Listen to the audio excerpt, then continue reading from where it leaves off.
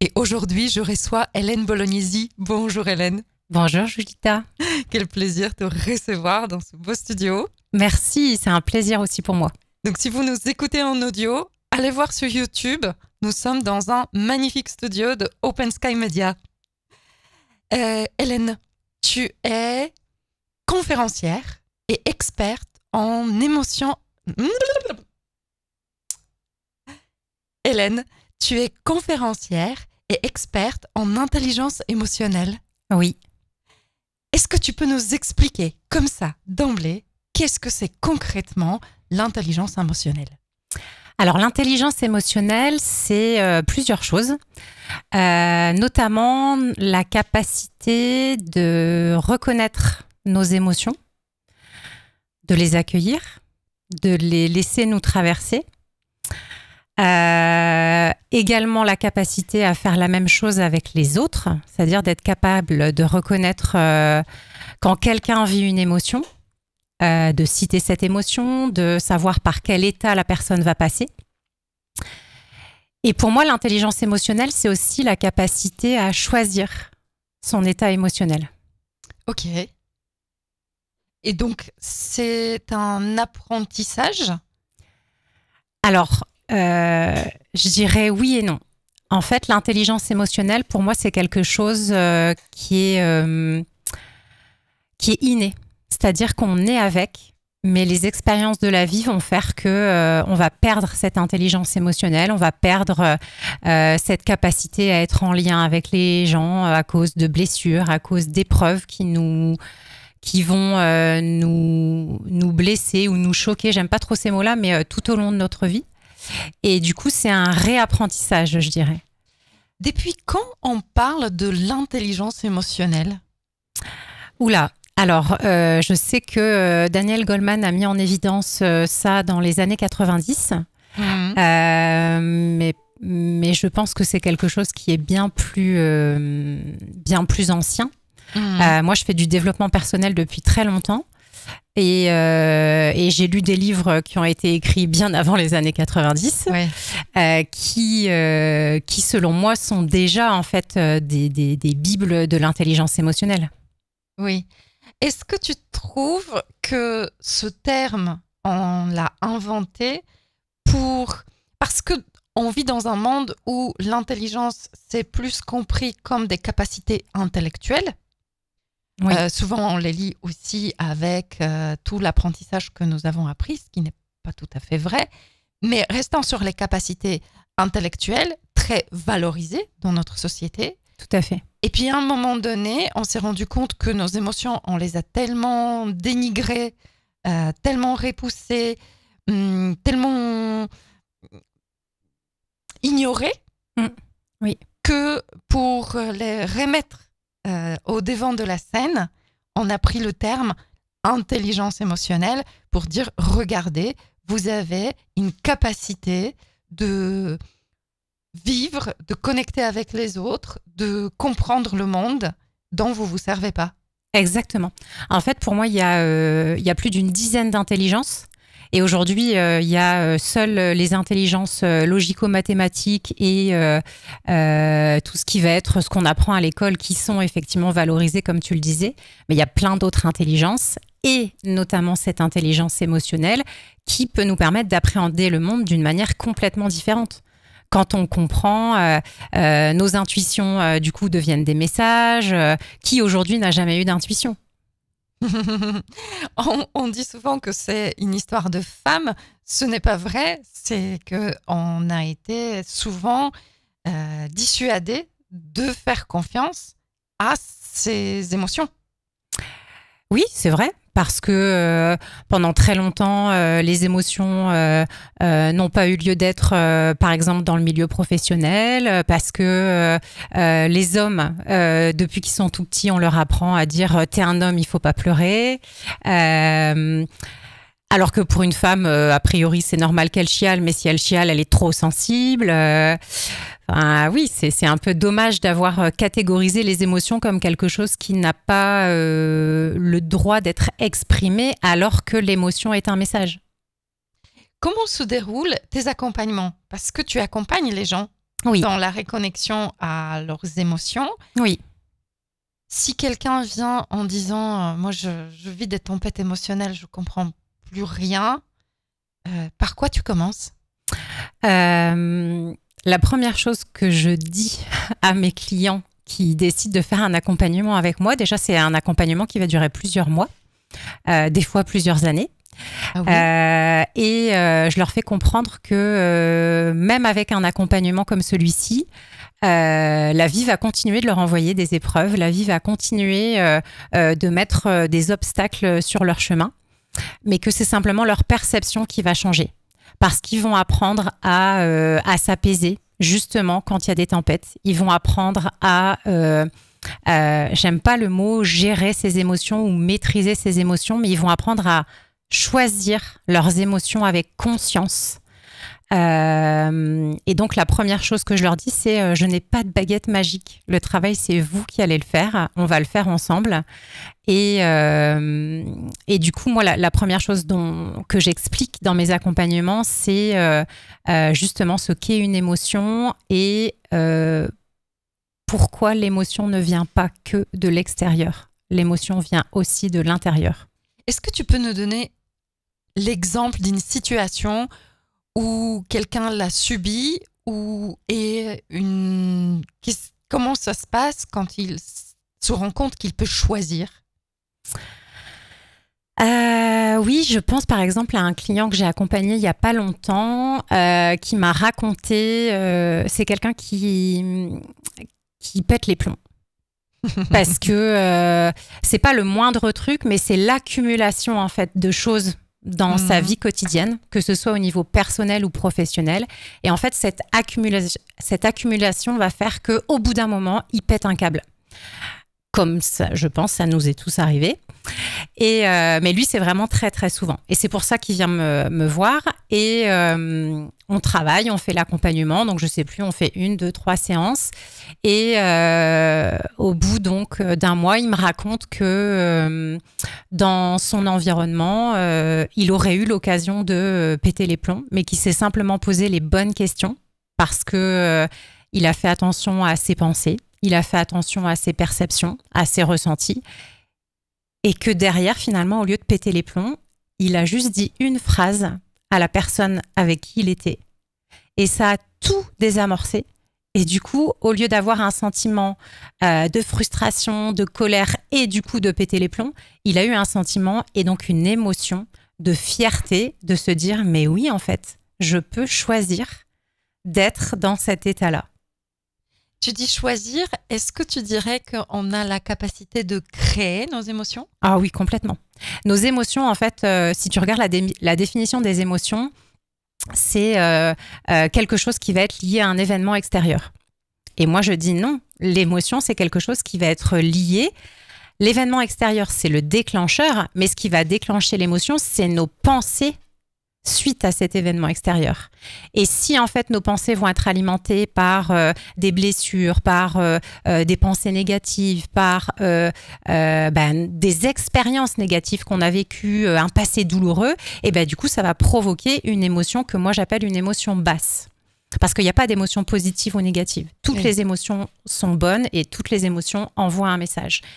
Et donc, ça va nous mettre dans une émotion basse si on ressasse quelque chose de douloureux parce que ça vient toucher quelque chose de douloureux en nous.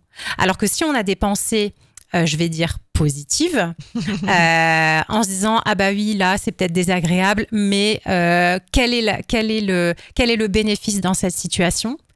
Eh ben en fait, ça va changer l'émotion qui est procurée sur le moment. Et oui, donc je dis clairement oui, on peut créer nos émotions. Oui, et ça s'explique très bien. Aujourd'hui, on a le chemin de nos émotions sur le plan neuronal. Oui.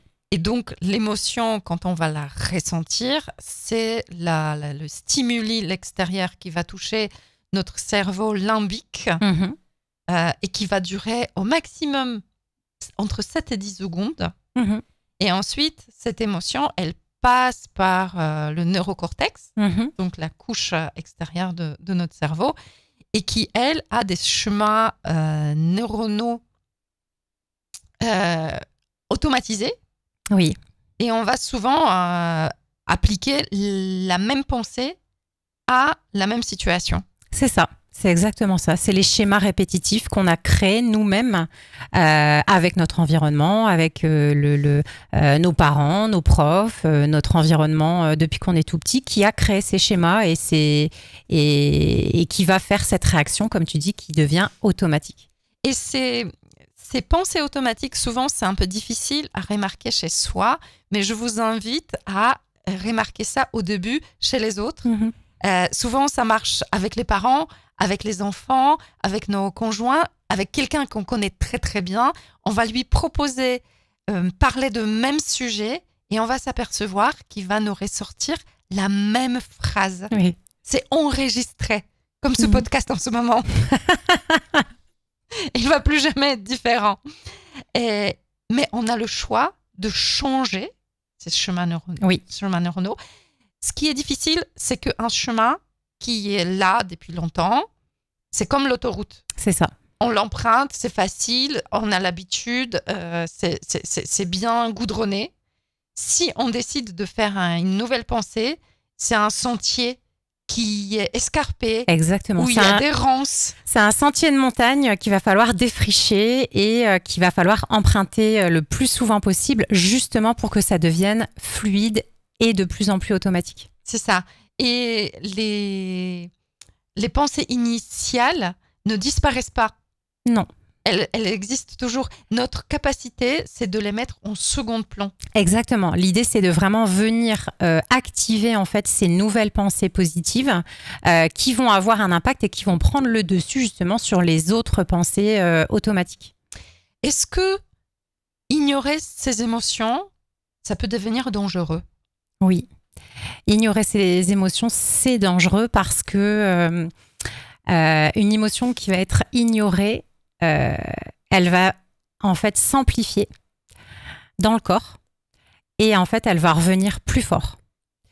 Pas forcément dans la même journée ou dans la semaine, hein, mais si quelqu'un renie et refoule ses émotions au fur et à mesure du temps, bah, c'est quelque chose qui peut finir par exploser quelques années plus tard parce qu'on n'a pas eu l'habitude d'exprimer ses émotions. Et moi, je dis toujours, en fait, donc la première capacité de l'intelligence émotionnelle, c'est de reconnaître, mais surtout accepter ses émotions. Moi, je dis à tout le monde, mais tu as le droit d'être triste, tu as le droit de pleurer, tu as le droit d'être en colère et tu as le droit de crier parce que tu es en colère. Moi, j'ai 3 filles et mes filles, quand elles sont en colère, je dis, OK, tu as le droit, c'est normal, il y a quelque chose qui ne te convient pas, tu as le droit de crier, tu as le droit de frapper. Tu frappes sur un coussin, pas sur ta sœur, ni sur moi, ou tu vas te défouler dans le fond du jardin sur un arbre, ce que tu veux, mais tu vas exprimer ta colère, tu as le droit. Et une fois que cette émotion, on la laisse nous traverser, parce que je dis bien, on n'est pas l'émotion, hein, c'est l'émotion qui nous traverse. Et ben du coup, moi, mon travail consiste à dire aux gens, maintenant que tu as traversé cette émotion, on va la changer. On va choisir un autre état émotionnel. Et c'est ça l'autre capacité quand on dit créer ou choisir son émotion, c'est le fait de dire, OK, j'ai traversé cette émotion, mais je ne vais pas l'alimenter. Je ne vais pas continuer à être en colère ou je ne vais pas continuer à être triste ou je ne vais pas continuer à être dans la frustration, la culpabilité, etc. ou la honte, toutes ces émotions basses. Mais du coup, consciemment, qu'est-ce que je fais pour passer de cette émotion basse à une émotion haute ? La joie, la gratitude, l'émerveillement, l'amour, la satisfaction, la motivation, la fierté. Il y en a plein. Il y en a plein. On ne dirait pas comme ça, hein, parce que souvent, les émotions, on s'arrête à tristesse, colère, joie. Tristesse, colère, joie. Si, il y a aussi l'anxiété, elle est bien. Ouais, l'anxiété, c'est une dérivation de la peur. Ouais. Et si on augmente encore le curseur, on va aller dans l'angoisse. Ouais. Mais ce sont des émotions qui sont bonnes parce que l'anxiété, elle nous permet d'appréhender certaines choses, d'être peut-être un peu plus organisé. C'est pour ça que je dis toutes les émotions sont bonnes. Hein. Après, dans une certaine mesure. Et du coup, j'invite vraiment toutes les personnes qui nous écoutent ou qui nous regardent à regarder le film Vice Versa 2. Parce que c'est vraiment le Disney. Alors le 1, il est déjà super et le 2, il est extrêmement bien fait sur les connexions, la croyance, la fabrication d'une croyance et justement sur le fait que nos émotions sont bonnes, même l'anxiété. Voilà, c'est un film très intéressant. Je vais le regarder cette semaine, si je trouve 2 heures dans ma vie. Hélène, tu dis que tu es dans le développement personnel depuis longtemps. Qu'est-ce qui t'a mis sur ce chemin? C'est mes parents. En fait, mes parents, ils étaient tous les deux fonctionnaires et quand j'ai eu 6 ans, mes parents sont devenus entrepreneurs, tous les deux. Ils ont quitté leur job de fonctionnaire pour pouvoir se mettre à leur compte. Donc, c'était dans les années, fin des années 80. Et en fait, dans leur boulot, il y avait du développement personnel, beaucoup de formation. Et c'est ce qui m'a fait toucher à ça dès le plus jeune âge. Et sur l'intelligence émotionnelle, comment tu en es venue? Alors, si tu veux, moi, j'ai une première vie où je suis à mon compte depuis l'âge de 19 ans.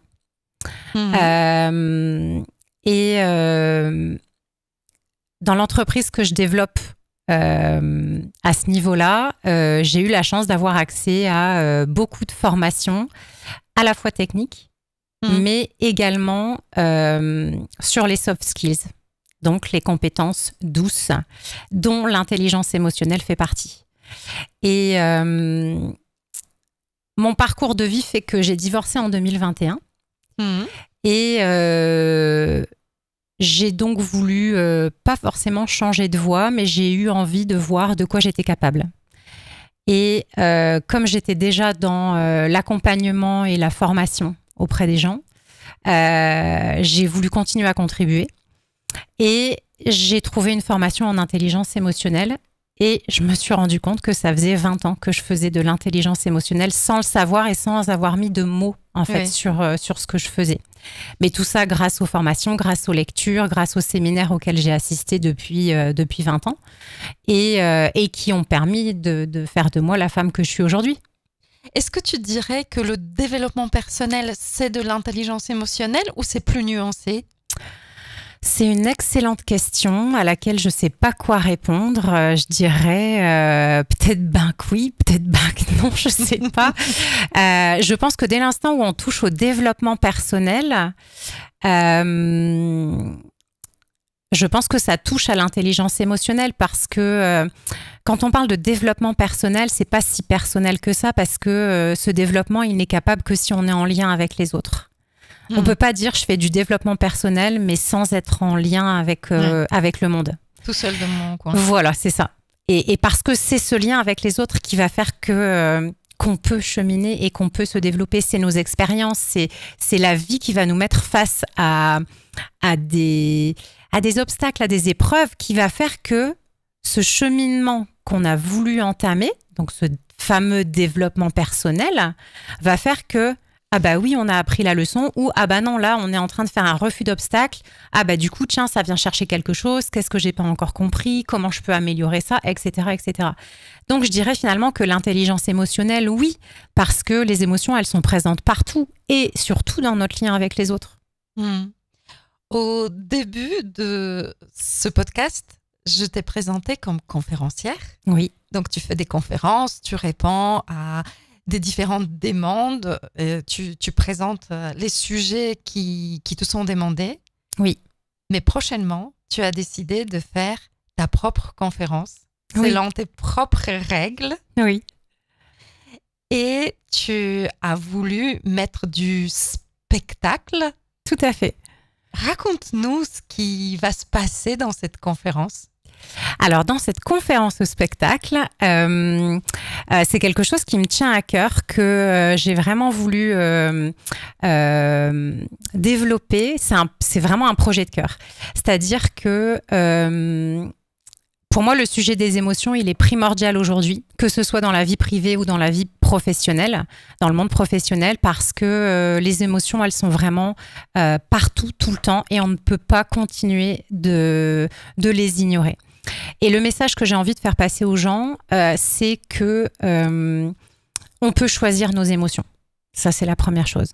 Et deuxième chose, c'est le fait de justement apprendre à choisir ses émotions, mais surtout apprendre à ne plus réagir à une personne ou à une situation avec émotion et en étant contaminé par l'émotion de la personne, mais apprendre à agir par valeur. Ça, c'est vraiment les deux thèmes qui me tiennent le plus à cœur et que je cherche à partager le plus possible dans ma communication. Et notamment dans cette conférence au spectacle, parce que moi, je suis quelqu'un même quand je donne des conférences en entreprise, en fait, je ne sais pas rester sérieuse. J'aime faire le clown, j'aime danser, j'aime bouger. C'est vraiment quelque chose qui s'incarne en moi. La joie, elle est en moi. De toute façon, moi, je suis une personne joyeuse, pétillante. Et c'est pour ça que j'ai voulu allier le côté conférence et le côté spectacle, parce que je pense que je ne saurais pas faire autrement qu'avec de l'humour, avec de la danse. Je danse depuis l'âge de 4 ans et pour moi, bouger sur scène, c'est aussi montrer une émotion. Voilà. Est-ce que ça répond à ta question ? Ça répond à ma question. Alors là, j'ai envie de donner un peu plus de détails sur les coulisses, parce que cette conférence, on l'a préparée ensemble. Oui. Donc, c'est ta conférence, mais je suis ta coach dans cet événement. Et j'étais au début un peu surprise. Tu m'as dit, moi, j'aimerais mettre de la danse, j'aimerais que ce soit un spectacle. Je dis, OK. Et ensuite, je me suis dit, mais qu'est-ce qu'il peut être plus émotionnel, plus parlant que quelqu'un qui danse pour transmettre, pour connecter avec un public. Et je trouve l'idée exceptionnelle. On a plein de pépites qu'on ne va pas dévoiler ici. Oui. Venez nous voir. Oui. Venez voir Hélène, parce que moi, je serai dans les coulisses. Ça sera le 5 juin, le jeudi 5 juin à Saint-Quentin. Oui. Tous les infos sont là dans la description de ce podcast. Et donc, tu vas danser, tu vas parler, tu vas user de ton humour aussi, Oui, pour parler des émotions. c'est ça. À qui s'adresse cette conférence ? Cette conférence, elle s'adresse à toutes les personnes qui sont en quête de bien-être, en quête de sens et qui ont envie de reprendre le pouvoir sur leurs émotions. Ou simplement qui ont envie de passer un bon moment. Qu'est-ce que tu as envie de transmettre comme message ? Il y a une personne qui rentre chez elle après le 5 juin et elle raconte ça à son amie, à sa voisine. C'est quoi le message que tu aimerais qu'elle retienne ? On peut choisir et créer ses émotions. C'est ça. C'est vraiment ton message de cœur. C'est ça, c'est-à-dire on peut ne plus subir en fait nos propres émotions ni celles des autres. Est-ce que tu vas donner des astuces comment le faire ? Oui, bien sûr. Oui, je vais donner des astuces comme notamment comment faire la bascule émotionnelle, c'est-à-dire comment on change d'état émotionnel de manière consciente et volontaire. Oui, je vais donner pas mal d'astuces, c'est le but quand même. Alors moi aujourd'hui, je ne connais pas encore la conférence, mais j'ai hâte parce que c'est vraiment une manière de transmettre nos messages, nous les coachs, les accompagnants, d'une manière vivante, d'une manière connectée. On peut sortir des réseaux sociaux, on peut sortir des algorithmes et on peut créer son propre univers. Tout à fait. Et puis de manière ludique. Tu vois, aujourd'hui, si tu dis à quelqu'un, tiens, viens voir, il y a une conférence qui est organisée sur tel thème, ça fait sérieux, ça fait formation, ça fait pro. Alors que si tu dis à quelqu'un, tiens, on va voir une conférence au spectacle, c'est le côté, ah bah tiens, on sort pour s'amuser. Tu vois, mais l'avantage, c'est qu'il va y avoir transmission d'outils, de messages qui, selon l'ouverture d'esprit et l'envie des gens, va résonner ou pas. Moi, je prends toujours comme exemple, parce que c'est un homme qui m'a énormément inspirée depuis des années et que j'ai la chance de connaître personnellement, c'est Paul Devendre, qui a fait le spectacle « Les hommes viennent de Mars et les femmes viennent de Vénus ». Exceptionnel.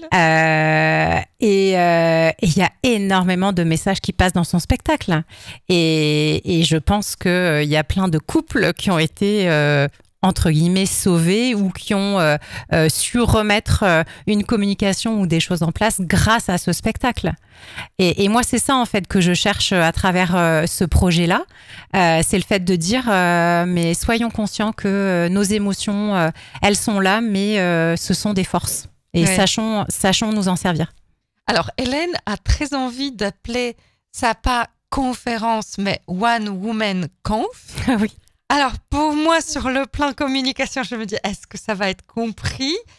Pourquoi pas? Mais je comprends que tu n'as pas envie de mettre le mot conférence qui peut sonner un peu trop sérieux, un peu trop plan-plan. Ouais, c'est ça. Après, c'est peut-être ma quête d'originalité qui fait que j'ai envie de faire différemment.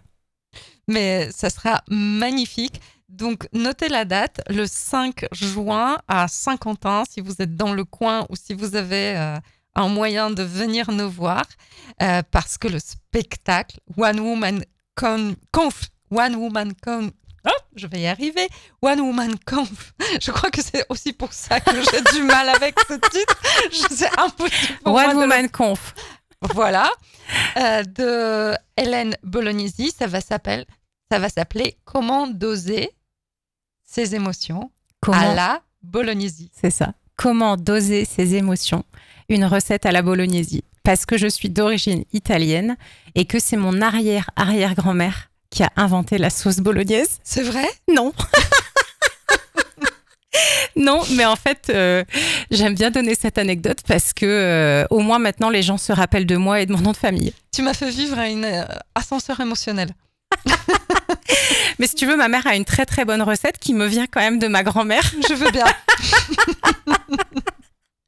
Et on va la mettre dans la description. Parce que là, Hélène, merci beaucoup pour ce moment. Avec grand plaisir.